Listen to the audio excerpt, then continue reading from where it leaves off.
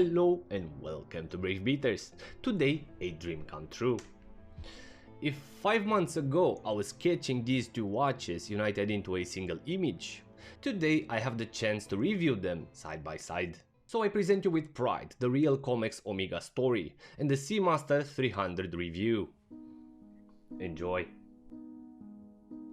The Master of the Sea is the entity that succeeded to tame the depth of the ocean.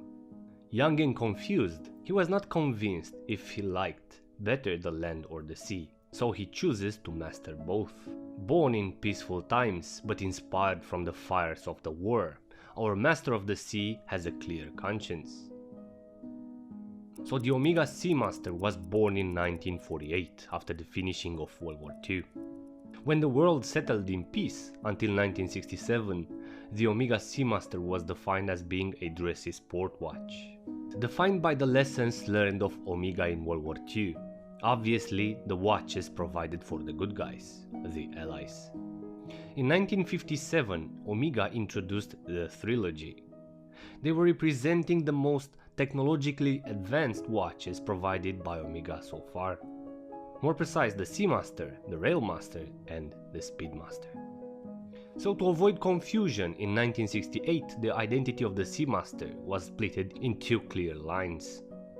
The professional diving line and the dressy sport line for casual wear in safer areas like the cities, where the dressy timepieces later on being renamed as the Wheel. And slowly Omega was preparing for what was about to represent the game changers for Swiss horology, the exploration for the depths of the ocean. And if you like this video so far, please consider subscribing to the channel for future creative updates. Thank you.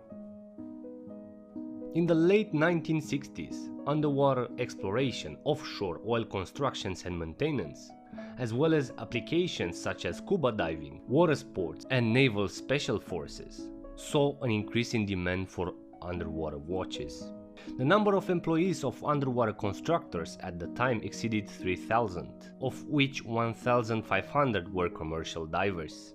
So the demand for a robust, waterproof, legible, reliable and depth-rated watch caused the development by Omega of the Seamaster back then. So the Seamaster 300 has been the choice of many of the world's most famous divers over the years. Jacques Cousteau's team used the Seamaster 300 during its Precontinent II experiments in the Red Sea in the summer of 1963 to prove that the divers could live in a submerged saturated gas environment for long periods without adverse effects. The 300 would also be the choice of military divers around the world, including the British Special Boat Service amongst others. But getting back to the depth of 300 meters, our Seamaster was firstly the choice of Comex, Omega being the exclusive watch supplier in all deep sea diving tests, because they were the only company at the time that could guarantee hermetically sealed watches, the Seamaster 300 being on the wrists of the Compagnie Maritime d'Expertise divers starting with 1968. The watch was used during multiple experiments at a simulated depth of 335 meters. In the early 70s, the feedback of these experiments were taken into account and the watch was improved with a crystal gasket, a screw-down crown and a new gasket for the caseback.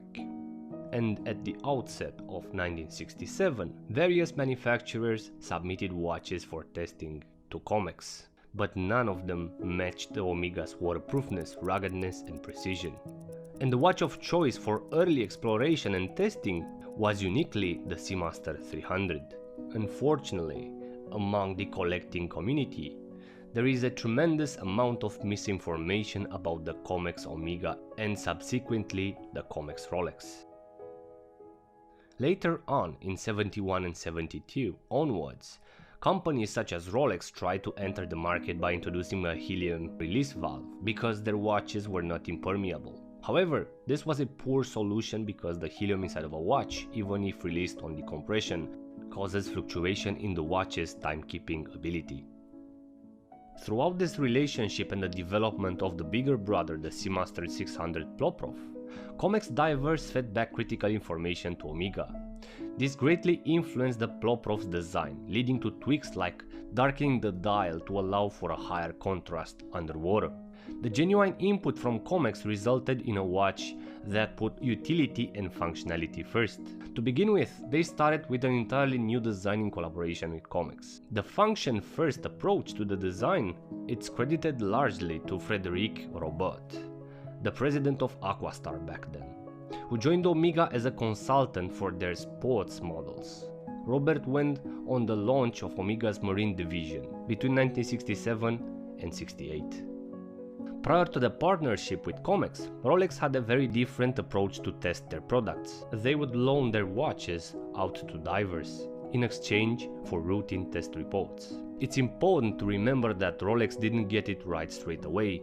Their Submariner models suffered under decompression, as the helium gas would force their crystal to pop out the case with some force. Then the very first Sea Dweller models, which are often considered prototypes with a single line of text, weren't perfect either.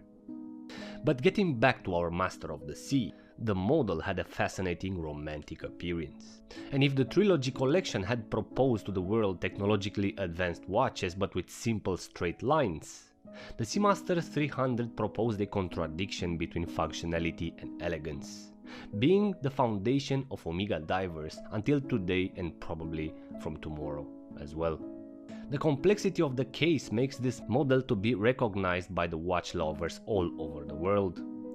The elegance of the twisted lugs that floats around the rounded dial is the signature of Huguenon Frère Compagnie, the Swiss case manufacturer that transformed the Seamaster 300 and the legendary Speedmaster into outstanding timeless designs. So at that time, the Swiss company supplied waterproof manufacturers with many housings, including Doxa, Ebenhard and Omega, with the same twisted cases. And apart from the impressive sizes, they were distinguished by good properties, such as water resistance at 300 meters, which was obtained without the use of a screw-down crown. And as you probably heard about the Naiad feature, the screw-down crowns of the early Seamasters had the inscription of the Naiad on them.